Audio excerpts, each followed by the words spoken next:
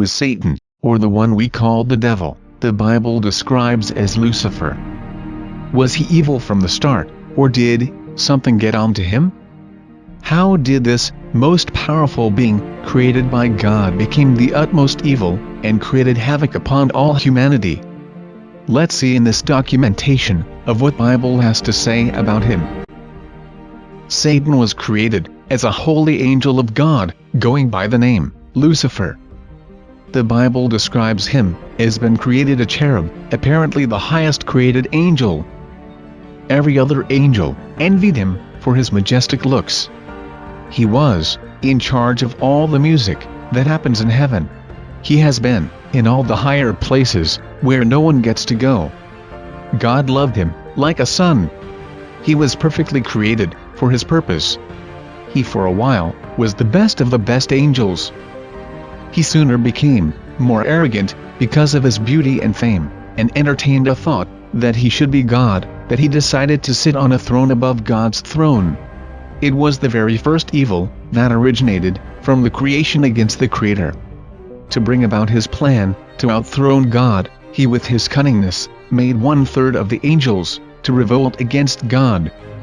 It was time for the angels to choose a side, as war broke out in heaven. Michael led God's army against Lucifer. Lucifer and his angels were cast out of heaven, they all fell to the earth. Satan's pride led to his fall. Notice the many "I will" statements in Isaiah 14 verses 12 to 15.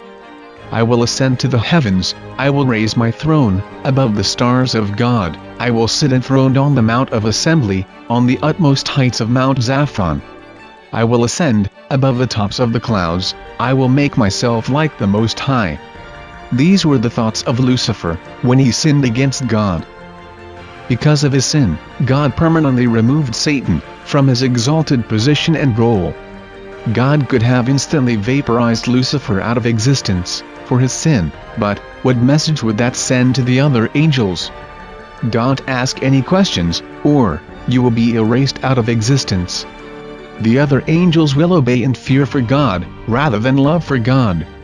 God allowed Satan to exist, even though he knows Lucifer won't end his plot for revenge. God created hell for Lucifer and his angels, and appointed a day of judgment for them to be judged and thrown out to the lake of fire. God loved Lucifer as a son, and to fill his vacant place, he created man. He created Adam and Eve in the Garden of Eden. Everything was perfect when all the creation on earth was made. It was sinless, pleasing and fulfilling. Man enjoyed a closer relationship with God. Lucifer, not able to stand the thought of God choosing a weaker creation over him, was hell-bent on destroying his creation. He took the form of a snake, and at the right time, under the right circumstances, tricked Eve into eating the forbidden fruit, thus making the mankind to fall like he did. He made humans unworthy of God's love. Literally, Lucifer and Adam made the same sin. They both wanted to become like God. But God was merciful towards humans. When Lucifer sinned, he knew all the ill effects of his sin. He has seen God face to face for millions of years. He had no excuse for his sin, whereas for Adam and Eve, even though their sin had a resemblance to that of Lucifer's, both were not entirely aware of the consequences of their sin, as they didn't even know how to distinguish between good and bad. God took pity on humans, and promised to redeem humanity from sin. Lucifer thus made sin to enter the world, and took over Adam's dominion, and became the ruler of the world. Knowing that he will not be forgiven, he set out to show his rage upon humanity. Humans are made in the image of God. Every time he destroys a human soul, he feels like getting revenge against God himself. Since Adam's time, there has been a war for human souls. He propagated a series of lies and false gods, and pretty much exacted what he wanted. He was able to betray humans with lust, money, fame and all other worldly pleasures, and was succeeding at his attempt for revenge. Only fewer faithful people make into heaven, not giving into worldly desires. We are told in First Book of Peter chapter 5 verse 8, "Be sober, be vigilant, because your adversary, the devil, as a roaring lion, walketh about, seeking whom he may devour. Satan is allowed to live, and bring about all the harm he could bring. This world belongs to him, and is ruled by him. God chooses to get victory differently. Instead of taking out Lucifer and his demons instantly, God chooses to fight this in a glorious way. He allowed Satan and his angels to live, while he equipped humankind against the power of sin and death. He made redemption available to us, through the death of his one and only Son, Jesus Christ. God finds glory in people choosing Christ over all the promises of sin and Satan. Through the death of Christ, millions of people got redemption, and were cleansed of their sin. Satan lost his grip for a while, but he came up with new tactics to keep up the soul count. He chose to propagate lies into almost everything. He had done an excellent job that millions of people fell for it. His greatest of greatest lies being the theory of evolution. He took God out of the picture by inducing this idea of evolution into human minds, that mankind evolved from monkeys, and we are here by accident. Somehow out of nothing, we came to be, and became a living being with consciousness. No one made us. He propagated this lie as a scientific fact, where science is a collection of theories that seemingly explain the nature and exploit the laws governing nature to our advantage. It also encapsulates a series of venomous lies, where people cannot distinguish fact from fiction. Another lie is the Big Bang Theory.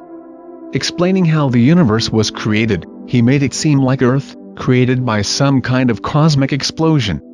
Somehow this trick in the name of science really worked, and Lucifer made an awesome count of soul harvest through these lies over the centuries. People tend to see the concept of God and Bible as ridiculous claims, when they see monkeys turning into a man over millions of years to be a viable claim, not ridiculous. We are now living in end times, and the worst is yet to come. We are living in the times of tribulation. Satan, knowing that he has lesser time, will give an immense pressure on believers to give up on their love for Christ. We are always in the war. We must choose our priorities. Life is not about getting rich or becoming popular and loved. It's about saving our soul from eternal damnation. As simple as that. As for Lucifer's future, he awaits the inevitable. From the very beginning, his demise was predicted.